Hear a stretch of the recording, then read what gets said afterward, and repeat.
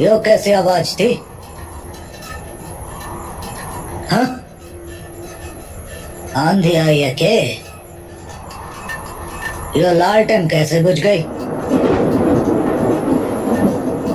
हो सकता है हवा कुछ ज्यादा ही तेज होगी, तभी लालटेन के हिलने की आवाज आ रही थी।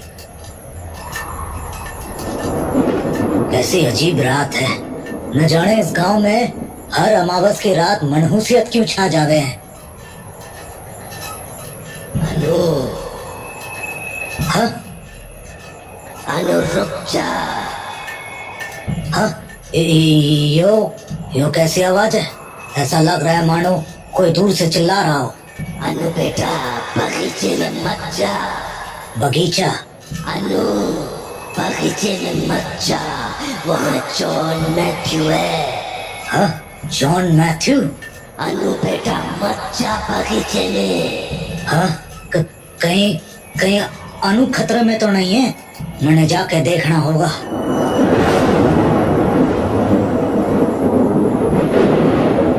रात निकली जा रही है, ना जाने चौधरी जी कहाँ रह गए।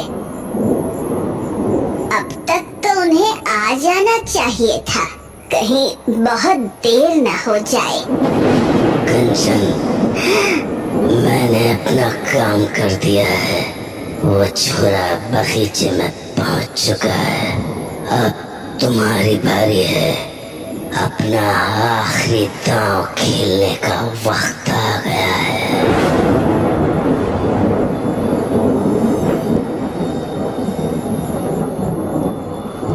ये माँ इतनी रात को बाहर क्या कर रही है? कहीं वो आज रात दोबारा बगीचे में तो नहीं जाने वाली है?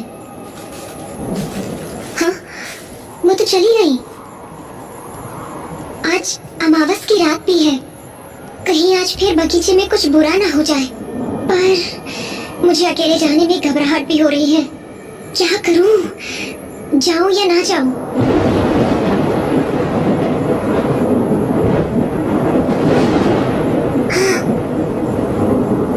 हाँ, ये मासी क्या कर रही है?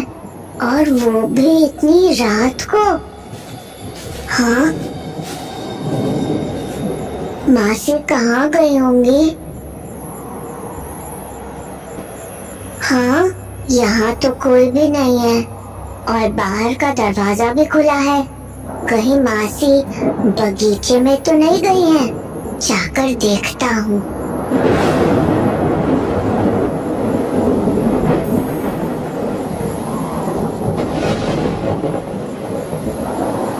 तो माँ बगीचे में ही जा रही है, पर इतनी रात को क्यों? पापा से बात करने तो ये शाम को जाया करती है। माँ को अंदर गई कुछ देर हो चुकी है, मुझे भी अब उनके पीछे जाना चाहिए। आज मैं पता लगा कर रहूंगी कि अमावस की रात को आखिर होता क्या है।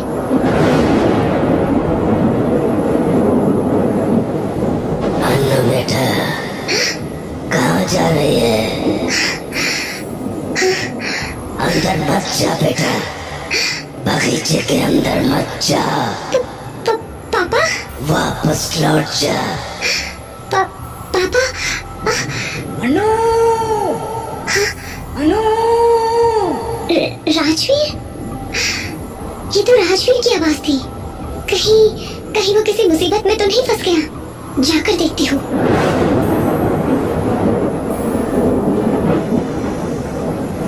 मासी तो सच में बगीचे के अंदर चली गई। उन्हें जरूर कुछ पता चला है। उनके पीछे जाके देखता हूँ। आवाज तो अंदर से ही आई थी, पर बगीचे में तो कोई भी नहीं दिख रहा है। कोई भी नहीं है यहाँ। फिर वो आवाज किसकी थी? और बगीचे के बाहर वो आवाज पापा की ही थी ना? फिर हाँ, ये सामने की झोपड़ी में रोशनी कैसे होने लगी? अभी तो यहाँ बिल्कुल अंधेरा था। कहीं अंदर कोई है तो नहीं? शायद माँ? जाकर खिड़की से देखती हूँ। हाँ, मैं मासी का पीछा कर ही रहा था कि मैंने उन्हें झोपड़ी के पास जाते हुए देखा। मासी झोपड़ी की खिड़की से अंदर देखने की कोशिश कर रही थी, तो मैं भी झोपड़ी के और पास चला गया और मासी को छुप के देखने लगा। मैं मासी को देख ही रहा था कि तभी वो जोर से चीखी और भागकर झोपड़ी के अंदर चली गई। मुझे समझ नहीं आया कि आखिर मासी ने अंदर ऐसा क्या देख लिया कि उनकी चीख निकल गई। तो मैं भी खिड़की के पास जाकर अंदर झांकने लगा, पर अंदर जो मुझे दिखा उसने मेरे होश उड़ा दिए। अंदर नानी खड़ी थी और उनके बगल में वही पतीला था जो उस झोपड़ी में हमेशा रखा होता था, पर इस बार उसमें सलाइन की बोतल से खून की बूंदें गिर रही थी। नीचे लगी आग से वो पतीला उबले जा रहा था और नानी उसे देखकर मुस्कुराई जा रही थी। उस पतीले के ठीक बगल में एक खटिया रखी थी जिस पर कोई लेटा हुआ था और उसके हाथों में सुई घुसी हुई थी। गौर से देखा तो समझ आया कि पतीले में उसी इंसान का खून बूंद बूंद करके इकट्ठा हो रहा था। पर होश तो मेरे तब उड़े जब मैंने उस आदमी का चेहरा देखा। वो कोई और नहीं बल्कि राजवीर भैया थे। उसके बाद मैं भी भागकर झोपड़ी के अंदर चला गया। माँ, ये क्या कर रही हो तुम? हाँ, क्या किया है तुमने राजवीर के साथ? वही जो मुझे करना चाहिए था। माँ, तुम पागल हो चुकी हो। हटो सामने से, मुझे देखने दो उसे। अब बहुत देर हो चुकी है अनु। हाँ? क्या मतलब? क्या बोल रही हो तुम? यही कि राजवीर अब बच नहीं सकता। मेरी इस विधि के बाद कोई नहीं बच पाया है। क्या क्या बकवास है ये? हटो सामने से, मुझे देखने दो। मत जाओ उसके पास। मैंने कहा ना, अब बहुत देर हो चुकी है। अब कुछ नहीं कर सकती हो तुम। इसीलिए जो हो रहा है वो होने दो। वैसे भी इस सब के लिए मैंने बहुत लंबा इंतजार किया है।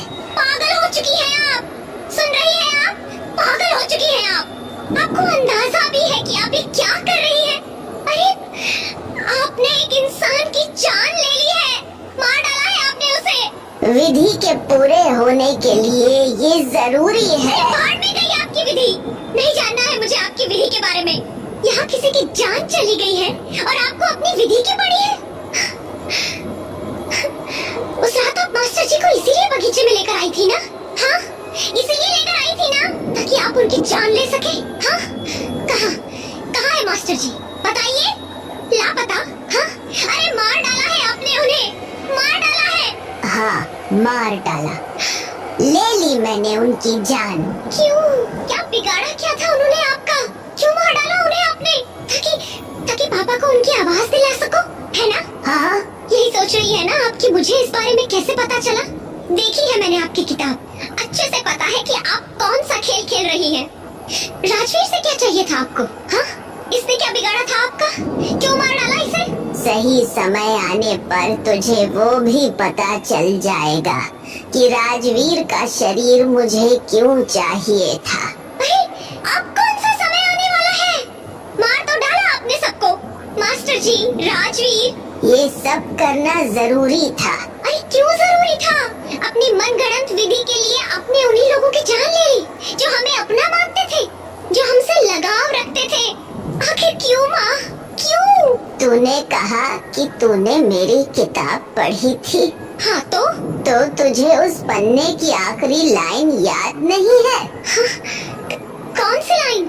यही कि आत्मा और शरीर के अंगों के मिलन के लिए करुणा भाव का होना आवश्यक है। तो इससे इन सब का क्या लेना देना? अनु, मैंने पहले ऐसी कोशिशें बहुत की थी। इसी वजह से गांव में बहुत जानें भी गई हैं। उन मौतों से तेरे पापा की आत्मा तो आ गई, पर उन्हें इंद्रियां नहीं मिल पाई। फिर मुझे पता चला कि इस विधि में उन्हीं का खून काम आएगा जो हमारे परिवार से बेहद करीब होगा, लगाव रखेगा, और तो और जिसकी कोई एक इंद्री सबसे तेज होगी। जैसे मास्टर जी, उनकी आवाज बहुत अच्छी थी क्योंकि वो संगीत सिखाते थे और उन्हें हमारे घर से लगाव भी था।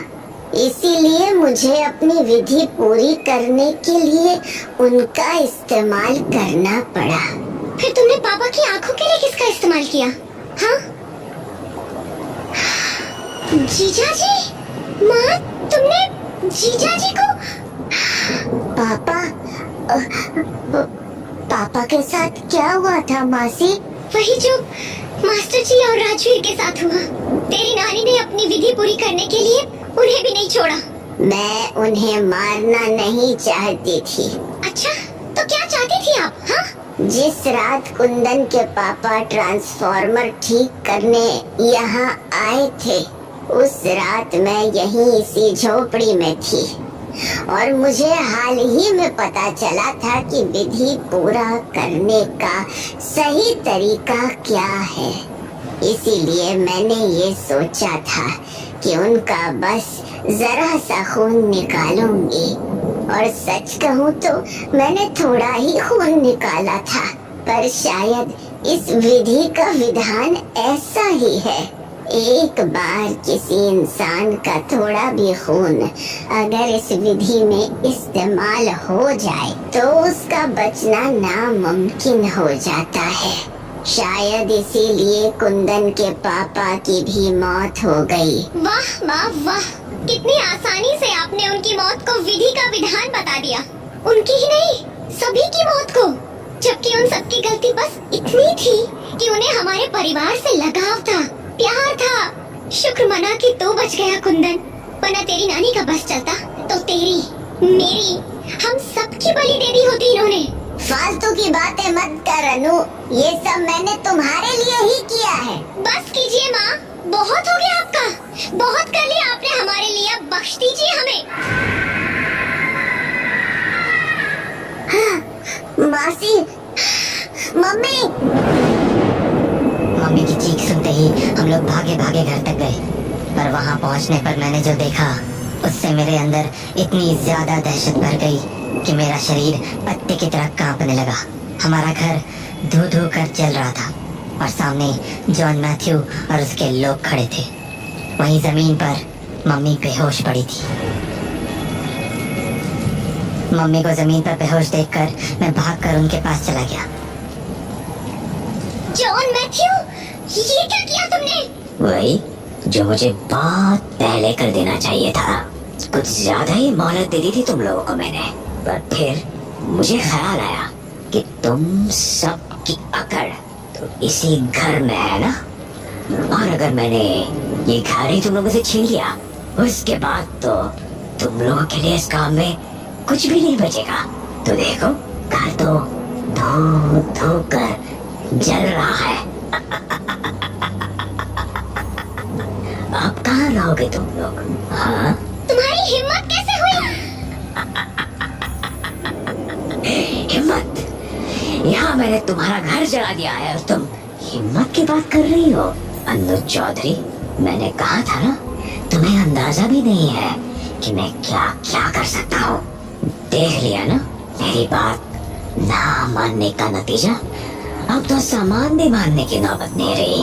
मुंह क्या देख रही हो मेरा? अपने परिवार को उठाओ और निकलो यहाँ से, वरना तुम सभी के टुकड़े टुकड़े करके कुत्तों को खिला दूंगा, समझी ना? ए जॉन मैथ्यू, जबान संभाल के बात करो। ये लो, रस्सी जल गई पर बल नहीं गया। अरे अपने घर को गौर से देखो अनु चौधरी, तेरी सारी अकड़ कैसे आग में जल रही है।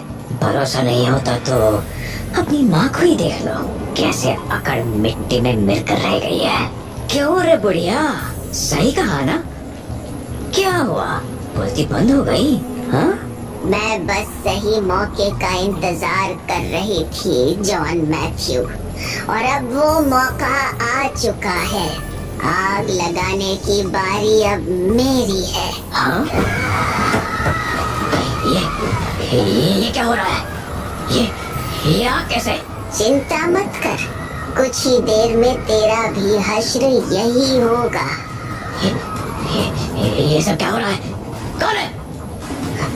कौन है?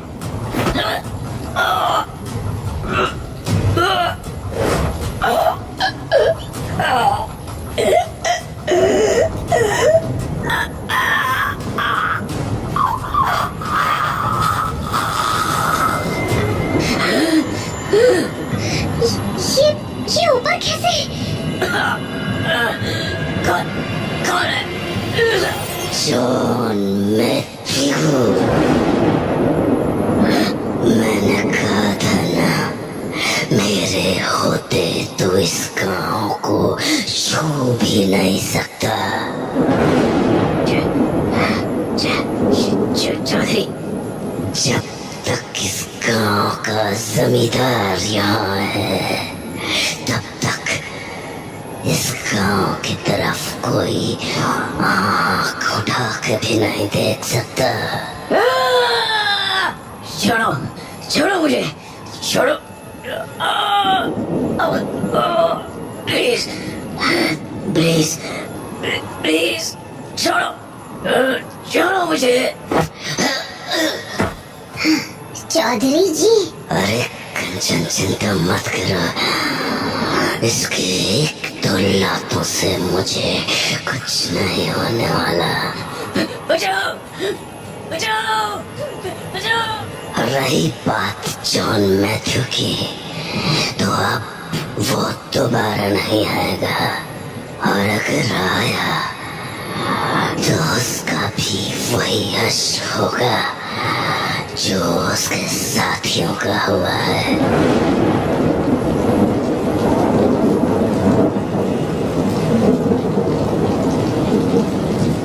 देख ले अनु, तू भी देख ले कुंदन, तुम दोनों के सारे सवालों के जवाब तुम्हारे सामने हैं। हाँ, मैंने कुर्बानियां दी, पर उन सभी के पीछे एक ही मकसद था, अपने घर, अपने परिवार और अपने गांव की सुरक्षा। और आज मेरी सिद्धि का परिणाम तुम सभी के सामने है। पखेड़ा गांव की लड़ाई में जीत हमारी हुई है।